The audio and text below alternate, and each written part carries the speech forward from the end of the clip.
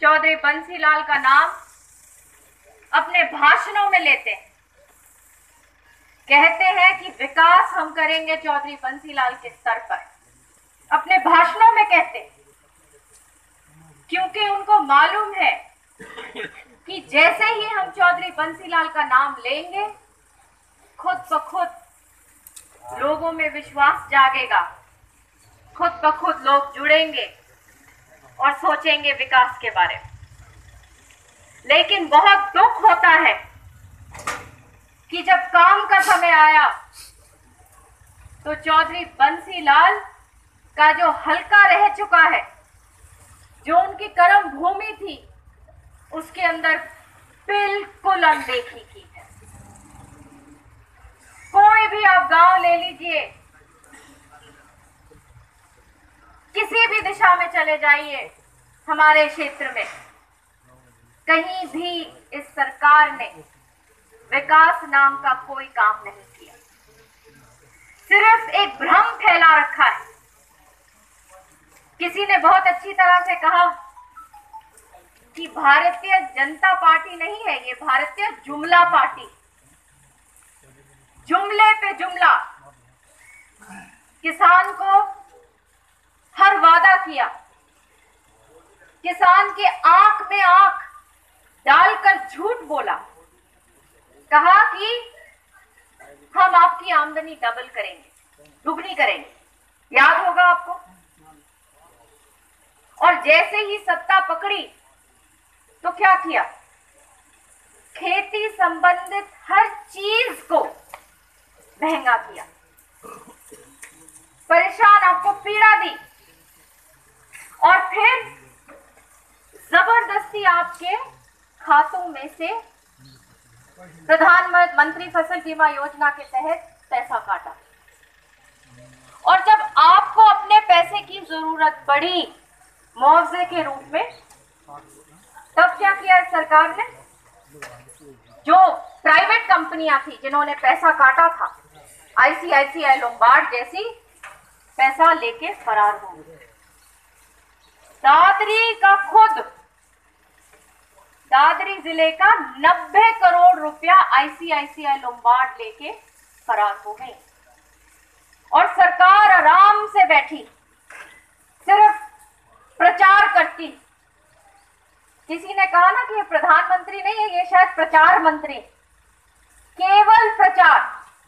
हमने ये कर दिया, हमने वो कर दिया, अब हम पाकिस्तान में ये कर रहे हैं, अब हम ये करने जा रहे हैं। आपने जमीन पे क्या किया? जो इस हलके की नहर थी, इस हलके की जो नहर है, जो पानी का जो यहाँ पे आप लोगों का हक बनता है, वो क्यों नहीं पूर्ति की, क्यों नहीं पानी यहाँ पे लाए? जो भिवानी के अंदर मेडिकल कॉलेज मैंने मंजूर करवाया अपने कार्यकाल में, 250 करोड़ रुपया, आप ताज्जुब करेंगे, 250 करोड़ रुपया उस मेडिकल कॉलेज का, जो चौधरी बंसीलाल ने जब ये हॉस्पिटल बनवाया था भिवानी में, तो आपको पता होगा कि उस वक्त एशिया का सबसे बड़ा कॉलेज, ये जगह थी, हॉस्पिटल था। और उनकी ये सोच थी कि आगे जाके मेडिकल कॉलेज बनाएंगे। और मेडिकल कॉलेज का जब मैंने मंजूरी लाई तो 250 करोड़ रुपया आज भी यूं का त्यों पड़ा हुआ है, बजट आया हुआ। इतना कष्ट होता है मुझे ये सोच के कि आया हुआ बजट ये सरकार नहीं लगा पाई। और इससे ऊपर, इससे और खराब बात क्या हो सकती है? 26 जनवरी को चीफ मिनिस्टर आते हैं भिवानी में,